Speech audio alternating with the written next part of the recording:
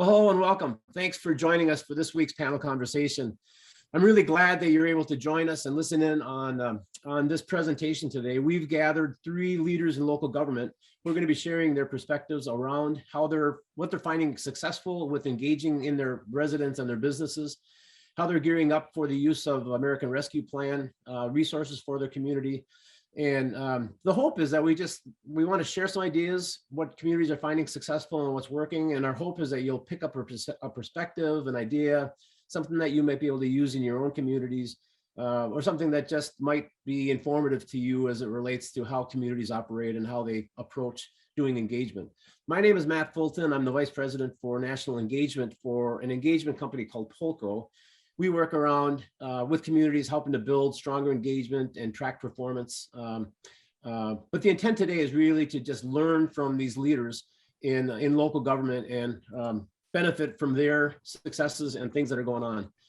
Here's how the day is going to proceed. I will go ahead and do an introduction of the panelists, and then we will introduce the topic and get into the questions. The session generally takes about an hour long, and I'll do my best to kind of keep it within that time frame. And then at the end of the questions, there'll be a little bit of an opportunity for a little bit of cross conversation with the panelists, and then we will wrap it up. So with that, let me go ahead and jump in and start introducing the panelists. Dave Beach was appointed city manager of West University Place in January of 2019, which is a full-service community of around 15,000 residents surrounded by the city of Houston. He actually started working in West U in 2005 and held a couple of other responsible positions in the community before becoming city manager. He has also worked 7 years for the city of Mukilteo. I think I'm pronouncing that right. Mukilteo. Mukilteo. Okay, thank you. Yeah. Yeah. And so he brings a lot of great experience to the position. And Dave, I would love it if you would just share a little bit more about your background and some of the things that you have done during your career. Thanks, Matt. So been in it for over 25 years. Have a master's degree in public administration. Worked in all facets of municipal government, from the city manager's office. I was a community center director, ran a 3-day festival for 15 to 20,000 people. Have project management experience with police stations, parks, public works facilities, done labor negotiations. And then when I came to West U, started as an assistant too again, and then moved up through public works to the assistant city manager, public works director. So I got all facets from facilities, fleet, traffic, water, sewer. I mean, anything that public works done in capital projects, which has led me to this position and my more gray hair. So that's kind of that's a nutshell of it. I mean, if you want me to go in more detail, I can, but. No, that's fine. I just, I'm thinking about your environment around the city of Houston. And so you'll have a lot of regional kind of things that impact on the whole engagement spectrum, I'm certain, as we kind of get into the conversation. So listen, thanks. I really appreciate you being here. Not a problem. Appreciate it. Larry DeRay is our second panelist. He's the town manager in Federalsburg, Maryland, which is a small and historic county or community in Caroline County. Larry's been in his position for about 1.5 years, but brings over 2 decades of professional experience working not only in local government, but also working with in university settings and a bit of private consulting mixed in there. He's got a graduate degree from Loyola as well as from UNC Chapel Hill. And really prides himself with his expertise on civic engagement, conflict resolution, mediation, town and gown issues, social entrepreneurship, local government transparency, land use planning and zoning, and governing board codes of ethics. Larry, thank you. I know that you've got a busy day and a lot of stuff going on in your community this morning, so I really appreciate you spending some time. You mind sharing a little bit more about yourself? Sure. Thanks, Matt. And I'm really honored and privileged to be part of a good panel like this, and looking to learn from my colleagues as well. I always appreciate these opportunities. I still think of myself as a land use planner, even though I sit in the manager's chair. Always enjoyed that side of community development and looking at opportunities for parcels and communities to develop. We've got some opportunity here in town to do some renovations to some open park space. We are a river community, so we do have a riverfront that's both beautiful and undeveloped, as well as sort of our principal parkland. So we've got some plans to develop along that as well in town. Otherwise, in my other part of the career, I'm committee chair for the International Town Gown Association with these small towns and small colleges affinity group. So I've spent my career in small communities. I've taught at small colleges, and that's always seemed to be a nice fit for me. And I enjoy talking about those town gown issues. So my colleagues here, years of seeing a lot, wore many hats, still wearing them, hope they still fit, and hope they're not too tight and give too much of a headache at the end of the day. So that's me, and happy to be part of the group and learn from my colleagues. Thanks, Larry. For as long as I've been a city manager, I've managed in small cities and large cities. And there's some universal truths about how you engage in your community. And so I really appreciate having you part of this panel. The other thing I'll just point out is there's a lot of people that think that if you're in a smaller community, there's less stuff going on. And that is not the case. It's generally harder to manage a smaller community than a larger community, just because of all of the dynamics and all the services that you provide. And so I totally appreciate the work that you're doing and the roles that you have to play, especially when some of your key people are out of town and you've got something big going on in the community like you have. So thanks for being here. Let me introduce Brent Clark, who is the city administrator in Valley Center, Kansas, and has been in that position for the last couple of years. He brought with him a decade of service in local government. He's been in 3 different communities in Nebraska. And he's also provided leadership to the profession in Nebraska. He was a former president of the Nebraska City County Manager Association. He has focused his career in assisting communities and identifying and overcoming needs and leading in the implementation of sustainable community and economic development strategies. Brent, I really appreciate you being here, and I'm excited to kind of learn about how you are doing engagement in your environment and with some of your surrounding partners. You want to add a little bit more about your background? Great, yeah. Thanks, Matt, and welcome all my colleagues, Larry and Dave, for joining us today as well. Yeah, like I said, my name is Brent Clark. Been in the profession a little over 10 years now. Started as a grant coordinator and economic development assistant. So actually started out with the first stimulus, during the 2009, 2010 stimulus packages, of course, and applied for over $25 million when all those monies came out in 6 months. And actually I did that while I was finishing up my bachelor's degree from Wayne State College in Nebraska. So go Wildcats. And then I took a little stint with the Chamber of Commerce after that. So a travel and tourism director, and then was a city administrator in a community of about 1,900 people. Kind of like what Dave said, you wear many hats, and started community festivals and all those fun things. Then went to Broken Bow, Nebraska, a town of about 3,500 people, and we grew, doubled in size between 8 and 5 because of some businesses there. We actually had a feedlot of over 130,000 head of cattle around that area, so that always comes with different challenges. Then took a little stint with a community of about 50,000 people in Grand Island, Nebraska, and then settled in nicely down here in Kansas, where it's hotter than Hades, right next to Wichita. So we're a town of about 7,300 people. Our city limits touch Wichita's. And so, of course, Wichita is the 51st, I believe, largest city in the country. And so that comes with some unique opportunities and challenges as well. So I've been loving it here in the beautiful city of Valley Center, Kansas. Well, that's super. All you guys bring just a great wealth of background and experience in different environments. And so I think this is going to be a really healthy conversation. Really appreciate all of you taking time out of your day to be part of the conversation. So let's kind of kick into the topic. The topic of the session is called the value of community engagement under the American Rescue Plan Act. Given the work that the experience that we've all gone through over the past year and a half, it really has just kind of presented so many different challenges, not only to your organization, but to your communities and to individual lives. And engagement has never been easy. And so as you start laying over the pandemic, and then other issues that are impacting communities across the country between civil unrest and political divisiveness, and all of those kinds of things that you all have the responsibility of balancing out while you're delivering services in a professional way. There's just a ton of challenges that you run into.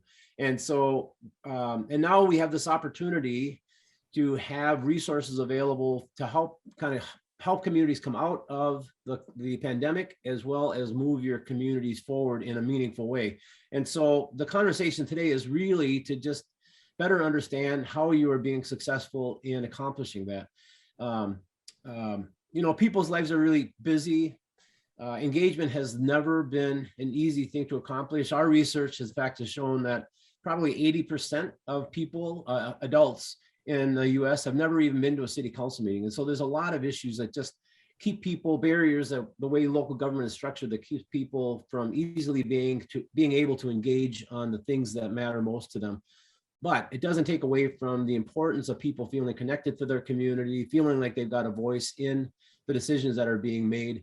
And that's why these kind of conversations, I think, are really helpful to just help identify how to do that successfully. So the conversation today is really going to focus around 3 questions. And the 3 questions are, how are you getting ready to use the American Rescue Fund Act resources? How are you going about needs assessment and engaging with your community?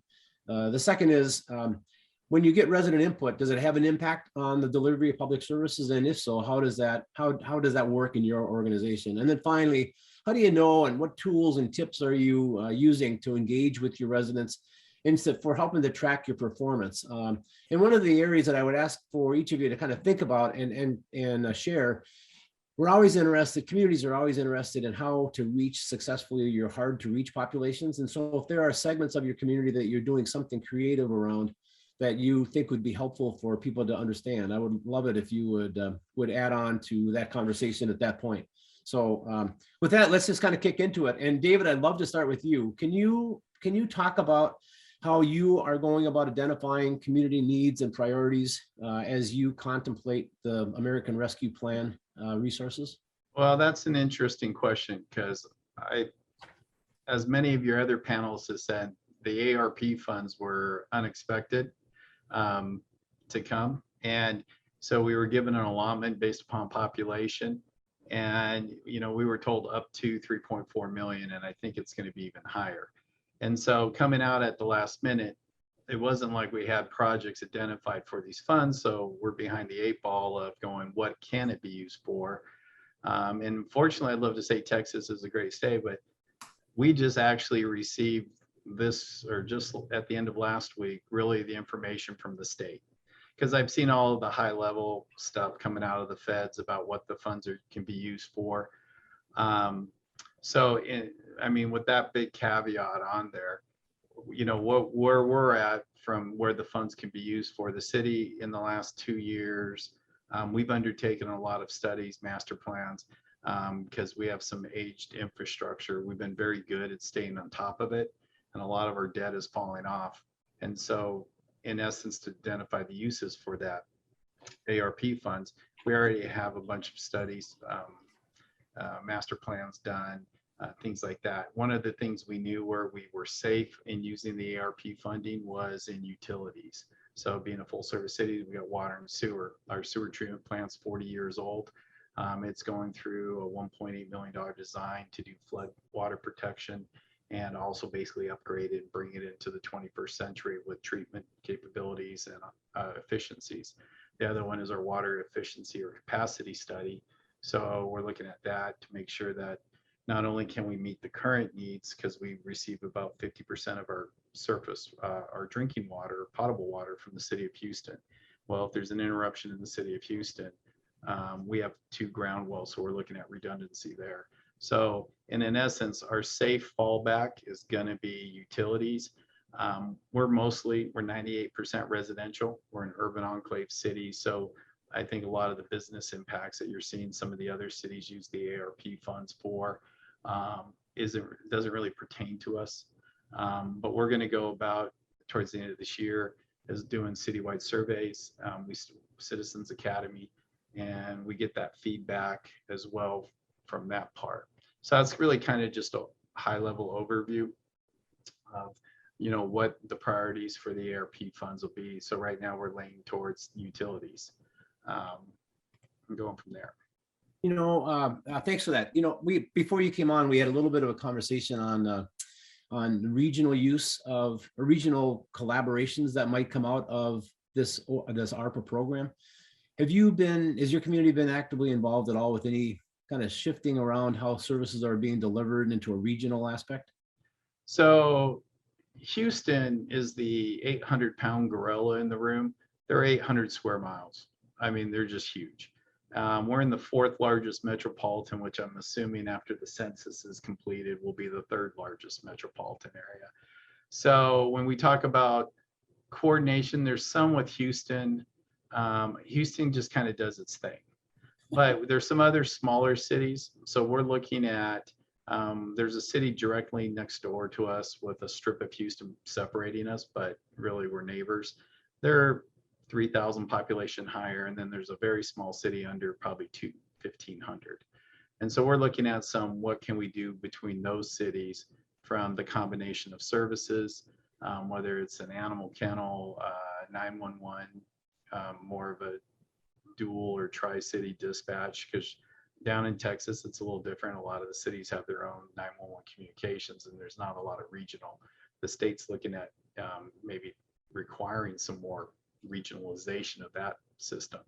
And then animal control services. So we're looking at some of those things. Unfortunately, utilities, that's a little tougher because, the systems were designed over the last 80 years, and to change your utility, your sewer treatment to go to a different plant, just the cost it becomes not where someone's willing to pay the price to make that change.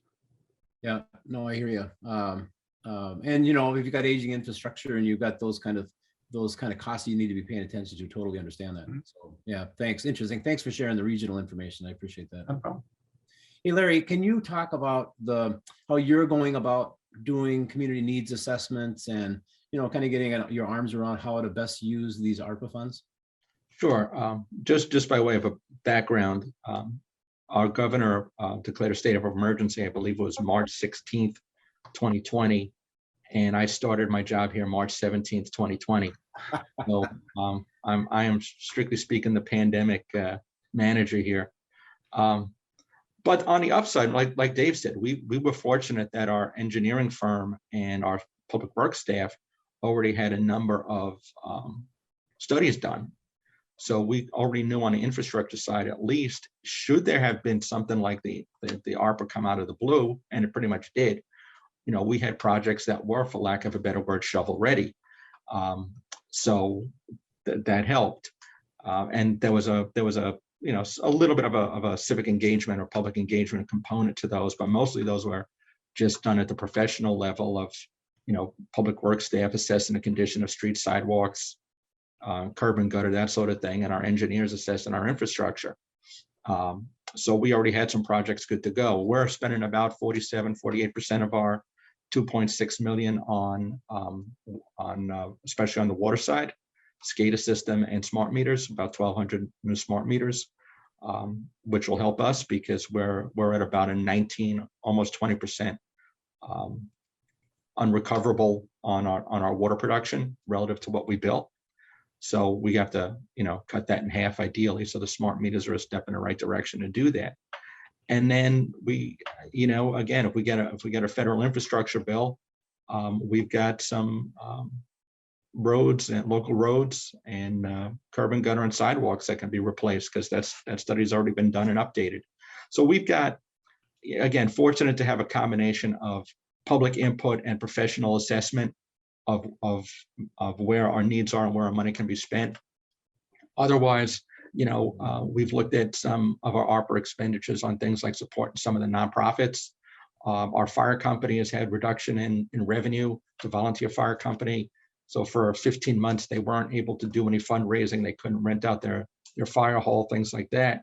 So this was an opportunity to take just 5%, so about $130,000, and donate it over to the fire company for turnout gear and air packs. And that's going to put, they can probably get about 12 sets of both for that kind of money. And that's going to put them ahead for the next 10 years on personal protective equipment, life-saving equipment for the fire company, because they haven't been able to raise any money. So that's one of those things. You kind of look at, what's an equitable distribution?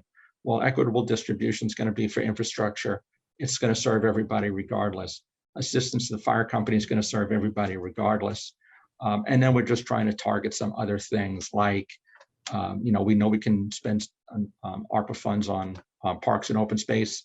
So we're making some investment in, especially one of our parks that's kind of fallen behind the past number of years.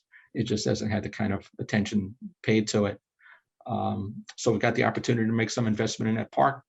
And that's, again, you try and say, well, it's an equitable distribution. Well, equitable distribution is going to be the parks and open spaces.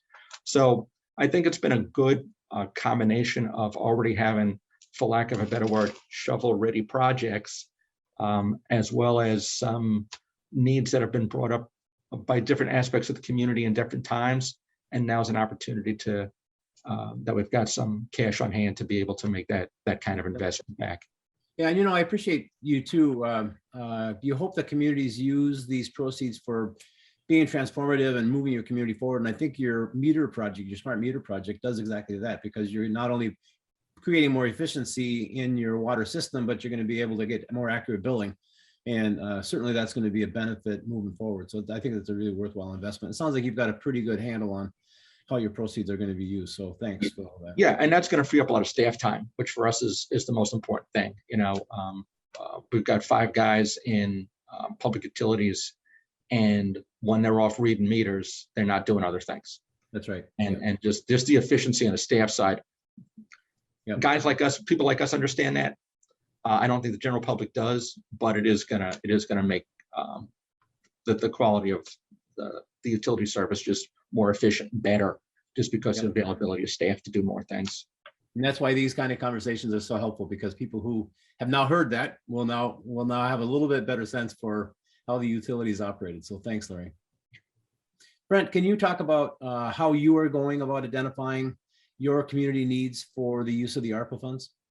Yeah, absolutely. And I think like most, my colleagues here on the panel and everyone watching, every city has over the course of, decades, have hired ridiculous engineers, no offense, and consultants to come up with all these wonderful plans and things that just a lot of times sit on the shelf. And so when funds become available, like the ARPA money or like during the Great Recession, it's time to dust those off, update the numbers, and have them ready to go. What we're doing here in Valley Center, of course, we're in Central County here in Kansas. And so Central County got their own allocation of $100 million.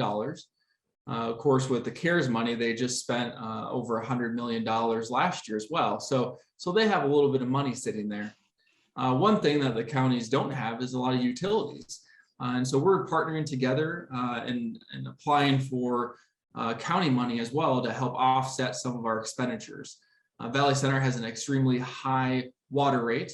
We currently purchase our water from Wichita, which is a community just to the south of us. And then we, of course, have our own water rights, sell that to Wichita, and then bring that back treated here for our citizens. And so that's a big thing that costs all of our residents a tremendous amount of money every month. And so we're going to build a water treatment plant. We started that process years and years ago, of course, prior to my time here. But we have in 2020, when the pandemic hit, we kind of had a feeling that there's going to be some money in some sort of way coming down. And so we started doing a siting plan and developing a process on what type of treatment plant that we wanted for our water treatment facility to look like. That was completed earlier this year. And so we're going to put 100% of our allocation of $1.2 million into a water treatment plant to then help reduce everyone's overall monthly expenditures when it comes to their water bills. Right now, we pay $5.28 per 1,000 gallons for water. That's what we charge our residents. And so that really hurts their bottom dollar. when they're buying groceries or when they're, figuring out school and dance classes and soccer and all that. And so that's probably the top priority, the top need from our citizens that we've heard over the course of the last few years of reducing that overall water bill. So we will be asking Sedgwick County to help cover the rest of the total amount of that water treatment plant. And so we're hoping to have that entire $6 million treatment plant paid for with ARPA money, with our 1.2, and then the remainder we're asking for from Sedgwick County here in Kansas. Now, I know that some of my colleagues in other communities across Sedgwick County are doing the same thing. And so we're partnering together to request that dollar amount and those funds for either water treatment plants, wastewater treatment plants, and kind of what all the communities in Sedgwick County need are, which only total up to, I think, around, 15 to $20 million, which is a drop in the bucket when they have 100 million. So we're all working together to try to identify projects and priorities for not just Valley Center residents, but for the entire region here in Kansas. That's great, Brent. I really enjoy hearing stories like that. Best of luck with that project, and congrats on doing a collaboration with the county. And like Larry's story, it's really an investment for the benefit of the future generations in your community. And so it really sounds like a really wise investment. So congratulations on that. Yeah, if you can take, that $6 million that, you have to pay principal and interest on, if you can knock that off and not have to pass that on to your customer, I mean, that's a tremendous savings for everybody for generations to come. Absolutely. Yeah. Congratulations. Very cool. Larry, can you talk about how community input influences how you're able to meet the needs of your residents and businesses in your community? Sure. In general, and again, I got here and the whole playbook from new managers' first 90 days sort of went out the window because those opportunities to meet people didn't have, our doors were closed, their doors were closed. Town council didn't have public meetings until last June, and then our numbers were bad again. Our COVID numbers were bad. So we had to close our doors to the public again in November and open them up again in May. So the sort of ordinary channels of engagement, especially for a new manager, they just weren't there. So we really had to rely on the digital forms of interaction and communication. And we know in our community, especially, there is still a digital divide. So it became difficult to get word out to people that weren't on Facebook, on LinkedIn, on other social media, aren't going to the town website, et cetera, et cetera. And that, look, and face it, that's a problem. We're fortunate we're on the Eastern Shore of Maryland. So we're fortunate to still have local newspapers.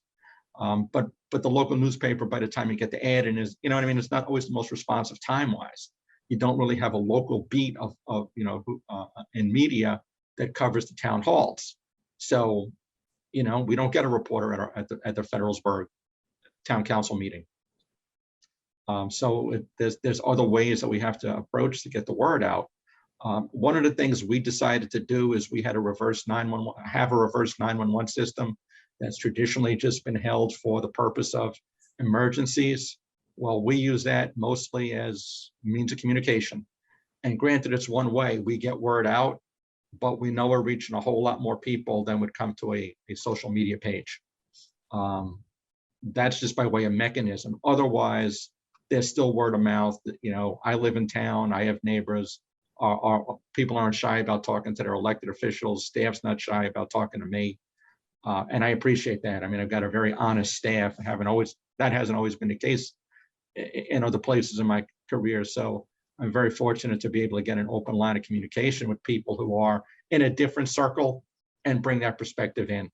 And given what we've been given, the situation we've been given for the last year and a half, I think that's been kind of effective, because it's still this kind of hybrid of word of mouth, word up from someone to we're kind of dependent on people being, digitally connected.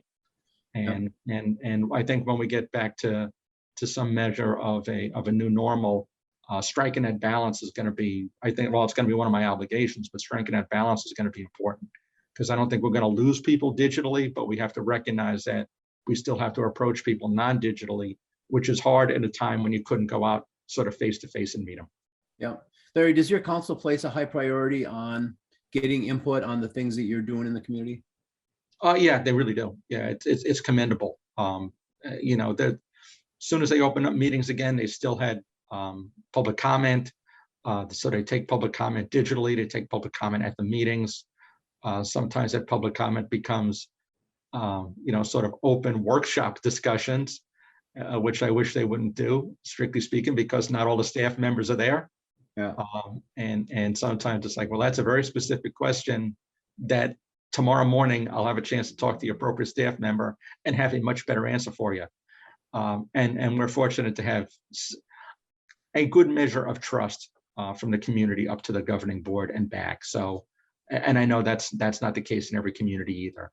So I'm fortunate to be able to work with people who do give the town the benefit of the doubt, and do respect that we're doing the best we can, and that when someone says on our staff, we'll get back with you, I actually hold our staff folks to getting back to them.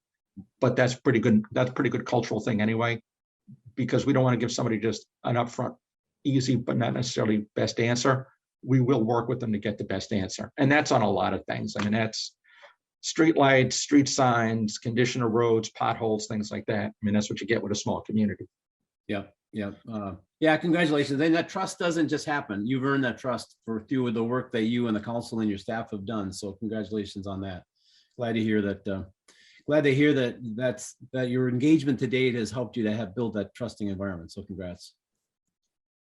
Brent, can we shift over to you? Can you talk about how your community gets resident, not how they get resident input, but the impact that resident input has on how you deliver services? Yeah, absolutely. And I apologize. You know, everybody has to love the energy efficient light switches that automatically turn off. I apologize for my theatrics there, but guys, we switch over into, you know, using greener technology, those things just come with it. We really take citizen engagement seriously, extremely serious here in Valley Center. Kind of a quick funny story. You know, during the pandemic, of course, last year and with COVID, I'm not sure how many have municipal swimming pools, but we made the decision somewhat early on to go ahead and close our swimming pool for the 2020 pool season. That came as kind of a lead balloon when it came to our public, of course, with us being one of the few pools, municipal pools in Sedgwick County, besides Wichita, of course, which has, you know, a number of them. But we made that very public and very well known.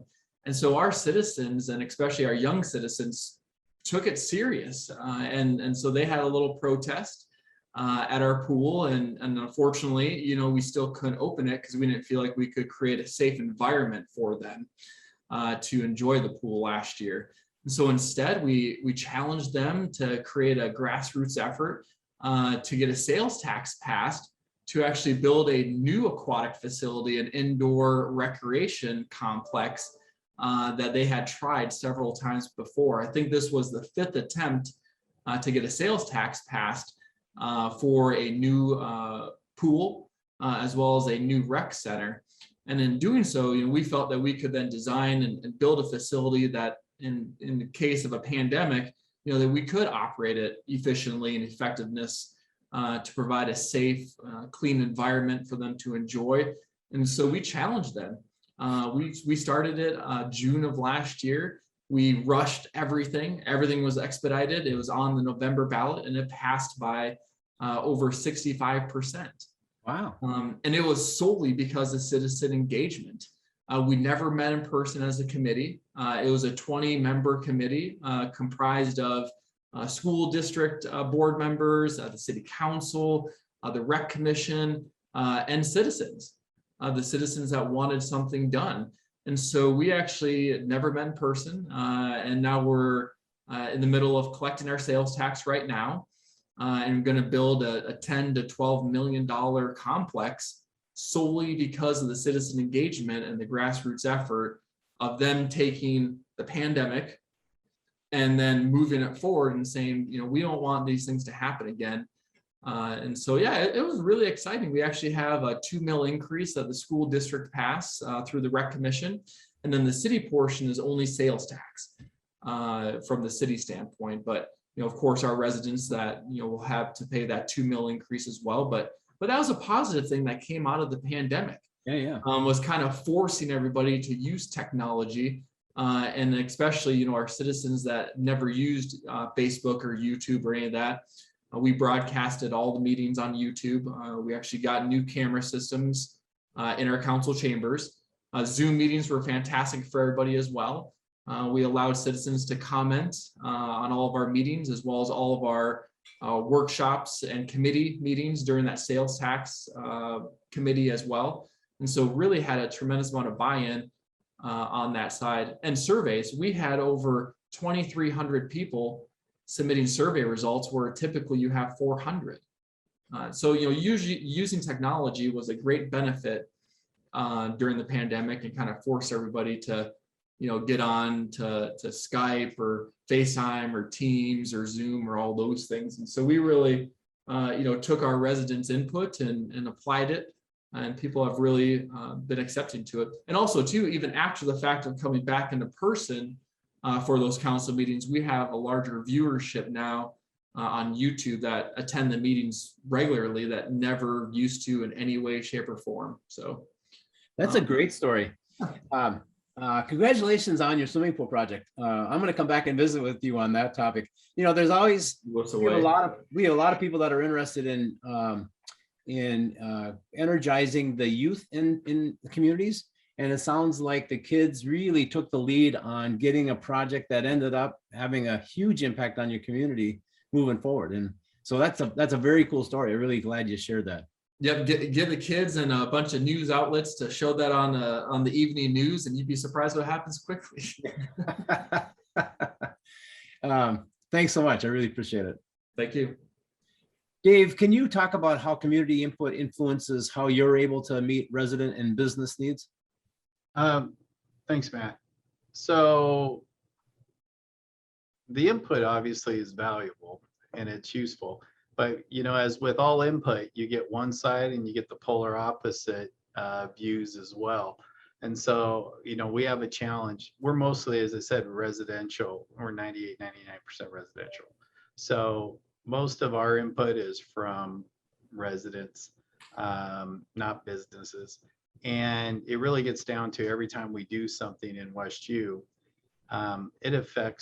it's an emotional impact on a lot of residents because it affects their homes or their families.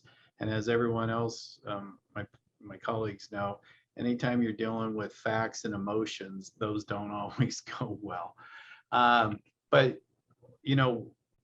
how we go about once you get in input, we've done some surveys, communication surveys, senior needs assessments, just recently completed that with the Parks Assessment Survey. And next year we'll be doing basically how are we doing survey to get feedback. We provide a very high level of service. I live in another city, the big one, and I can tell you that comparatively, it's a night and day approach. But that information that we receive influences our operations during that current year, but it also comes back to influence how we look at our budget the following year. And so like when we did our communication survey, it was like, we talked about this engagement. How do you go out there and get it? I think Larry alluded to, you got the print form to the digital. And I'll just put an arbitrary number. Our population base, for our quote customer is from 30 to over 100 years old. And some of the 30-year-olds, every we hear the big social media was the big driving factor. Well, when we did the survey, we got 821 responses. And the overwhelming majority of people wanted to get their information from an email from the city. And then they would go to the website. Actually, social media came in after news agencies. So I think, as we fall into that trap of there's a very vocal group on the next doors, because I'm sure if I say next doors, everyone's going to grimace. And our goal is not to engage on Nextdoor. Our goal, we monitor and then we post on our own official sites to go out there. So we use that feedback, you know, for the fine tuning as we're operating, but then also preparing for the following year. It sounds like you're doing, I mean, it's the multiple assessment surveys that you've done in the various service areas. That's a great approach for getting people's input on how you're doing and kind of guiding the work that you're doing on that. So it sounds like you're doing great work along that line. And I can totally see those meetings where you're getting into those emotional issues and having people on both sides of the topic at their council meeting.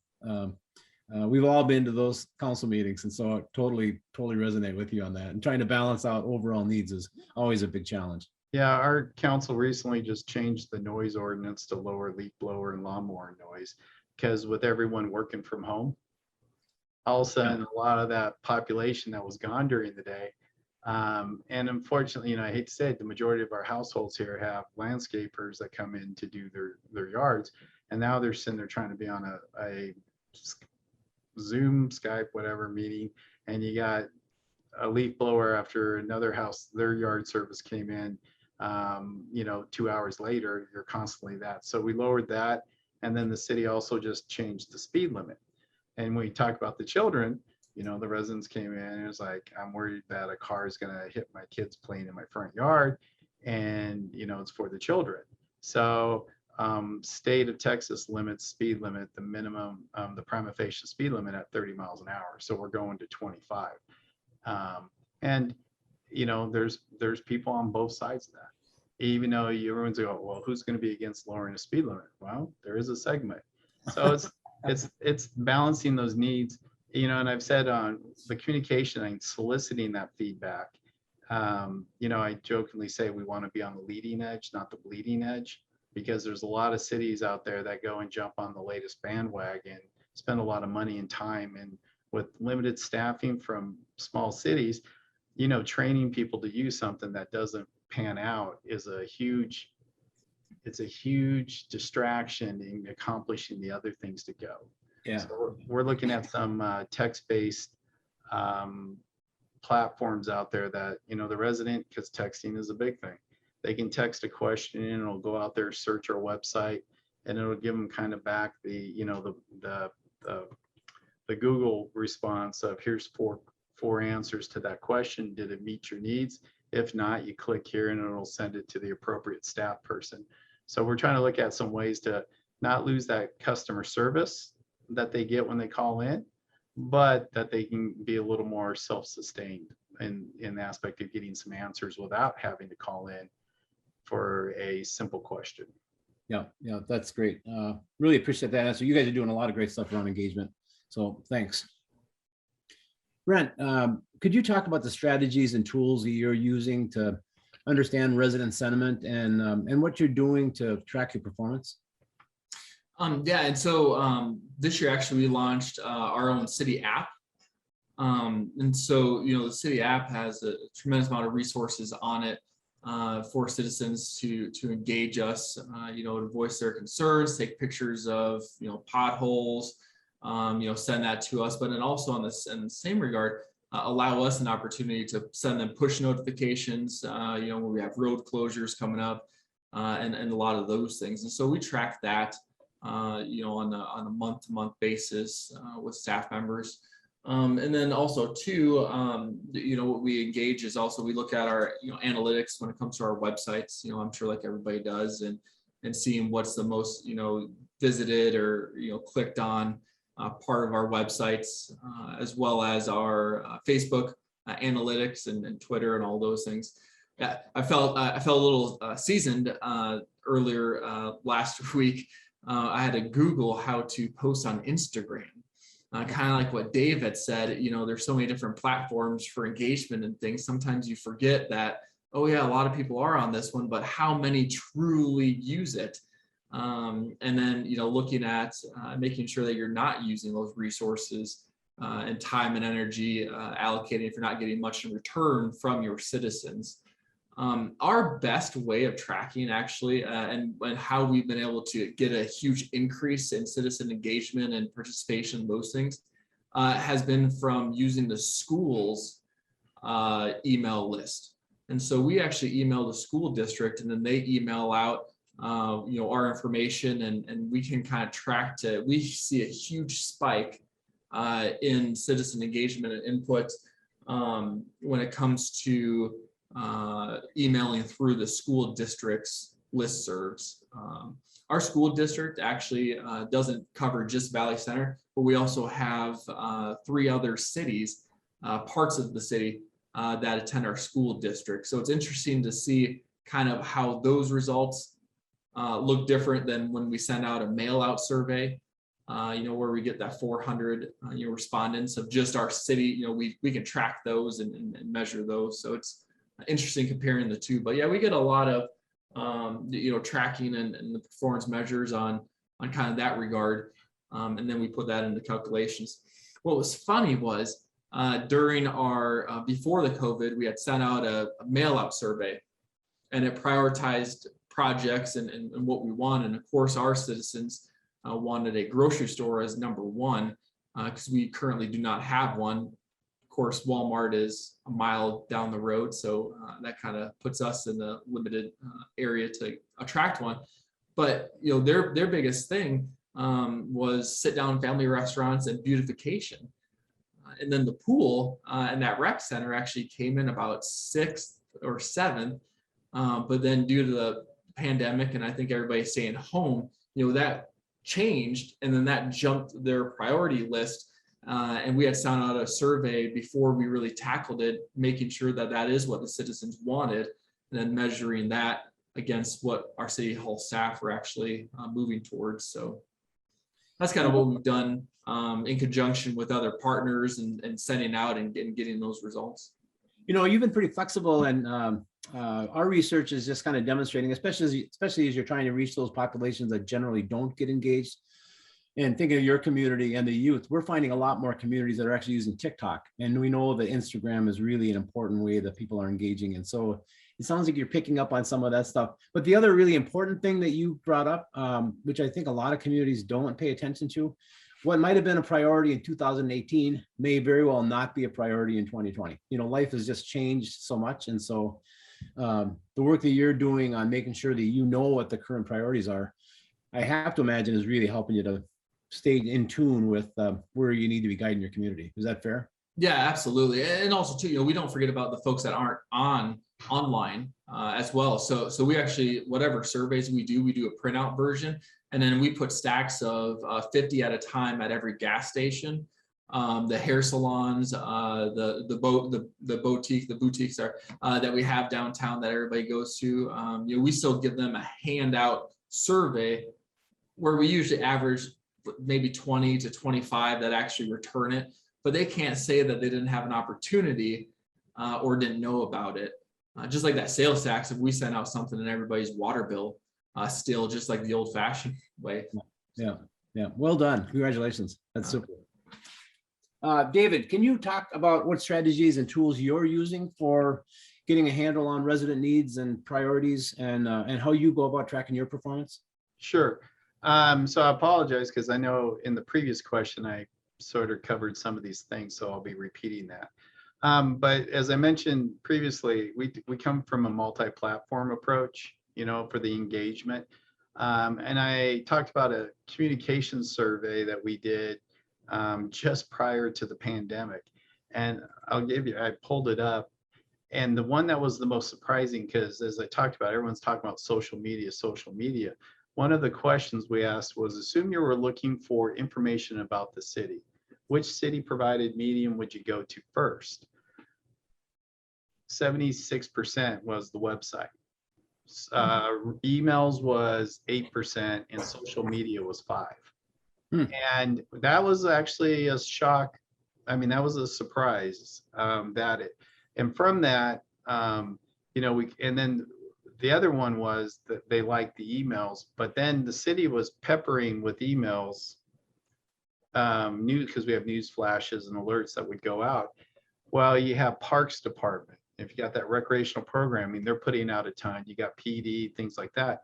One of the things they looked for that was identified in the survey was more of like a bulletin, that the city would come out with, once a week, outside of those emergency things, you'd have a bulletin which all your stuff was on there easily to flow. And then the resident just picks what they want to look at. So they're not getting hit with 4 or 5 or 6 emails from the city, which then some tend to ignore. So that was a thing. And so then we talked about, Facebook, Twitter, we're hitting that. Last year, I hired a communications coordinator because prior to that, it was really handled throughout the thing. So we're starting to centralize that. I would envision by 2023, I'll have another communications person on board. We'll do more of a centralized communications program to make sure that we're consistently going out, hitting the community that we need to do and getting our information out there. But, it's as we talked about before, the traditional platforms, we got quarterly newsletters. If we do like our noise ordinance change or the speed limit, then you got those the postcards that still go out, plus the social media, things like that. And one of the last things we talked about from the performance standpoint is this year in the budget, we'll be going out and doing enterprise resource planning, i.e. basically new financial software. So we'll be bringing a consultant in, and our goal is to get some integration, because right now we got multiple between our recreational program and program that's a standalone. You got your service request software that's a standalone, and we're going to be looking at some integration so that we can get to a dashboard where because metrics are metrics, and sometimes we track things just to track them, to say, look, we're tracking it, but it doesn't have any measurable use in determining efficiency of operations. So we're going to be looking at that integration. If we can get the stuff that is easily extracted, then you couple it with your experience and the feedback, and it gives you a fairly clear picture. But I'll see going forward, we'll be doing more, and I hate to say it, the survey, but we're going to be actually more soliciting that feedback. Yeah, that's great. That sounds like a very well thought out plan for kind of getting to all of those aspects. You're already doing a great job of getting input from residents, and really appreciate that. That's very informative. Yeah, good job. Congrats. Thanks. Larry, can you share with us a little bit about how you are going about what you're finding successful in getting resident input, and how you best track your performance? Sure. On the social media side and the digital platforms, we do pretty much the same sort of metrics that you've heard from others. So, we want to know how many folks, who we reach, for how long, how effective, what percent of our E911 notifications that go out are actually received, and how many by text and email, voicemail, etc. So I think we do a very good job on the digital quantitative side. I think on the non-digital and qualitative side, that's a population and an input that needs to be captured better. We don't do mail out surveys. We're not doing that currently. That's something that needs to be done. So the people who aren't digitally connected still have the opportunity for input. We have not done a citizen survey in a number of years. So that would have been a good thing to have done early, in my early term here. Again, but with the pandemic, that became a little bit of an issue, getting that out. So, there's things that we are metrics that we can track, that we do track. There are things that are not metrics that I'd like to track. Again, for a small community like ours, small organization, I think it's always important that the staff understands why we're asking input on their activities, their performance, their behaviors, etc. And it's not necessarily to be used for something, that's not the hammer to hammer the staff with. If you get your street dug up because of a water line break and it's a week and a half later and you still want to know when the guys are going to come back and take the barrels away, that's a pretty unhappy resident. That's literally going on my street, right across the street from me. So if the guys haven't gotten to the town manager's street yet, we get it. But always a smaller organization, staff's understanding of why we're tracking what we're tracking is as important as residents' input of what we're tracking. Because I always want to make sure our folks understand what we're doing is for the better so that they can have the tools and the information to provide services to the public in a better way. Yeah, totally appreciate that. Thank you so much for that. You know, the reality is, as all of you guys have talked about, how you measure and what you measure, the qualitative and the quantitative, you've got to make it workable. You can't make it into a bureaucratic process. You got to be, or you should be collecting information that you're actually going to benefit from. It's a challenge, and just trying to find the right way given your environment and given your population composition and size and all those kinds of things. So thanks for that, Larry. I really appreciate it. This has been a great conversation, guys. I know we're coming up on top of the hour, but I would love to just open it up if anybody wants to add anything else, or anybody wants to ask each other a question at all. Anything come to mind? Okay. Well, let me do this. Let me just kind of start wrapping this up a little bit. Thanks for all of your comments. I really appreciated this. You're all doing great engagement work already, and recognize the value of not only doing it digitally. Larry, I love your story about being the pandemic manager and kind of coming in and needing to deal with all of those challenges. But connecting with your residents, using technology, using Zoom, using all of those traditional ways that you've adapted during the course of the pandemic. All of it has been really helpful and informative. And I know the people that are looking at these panel conversations are going to benefit from it. So thanks for all of those thoughts. This whole notion of trust that that Larry brought up, you know, you got to build that over time, and you can't do it. You can't build trust in the middle of a storm. And so the notion of engaging and building those relationships and those connections becomes something that just needs to be an organizational value. And I think all of you understand that and are certainly doing work around that. So just in kind of wrapping up this conversation, thank you again for being part of it. I will get you connected with each other, so you'll have each other contact information, and probably reach out to you next week sometime just to kind of get your feedback on how this panel went. I do these every week. So if you have any thoughts on what I can do better or what I should maybe shift around, I certainly welcome that kind of feedback.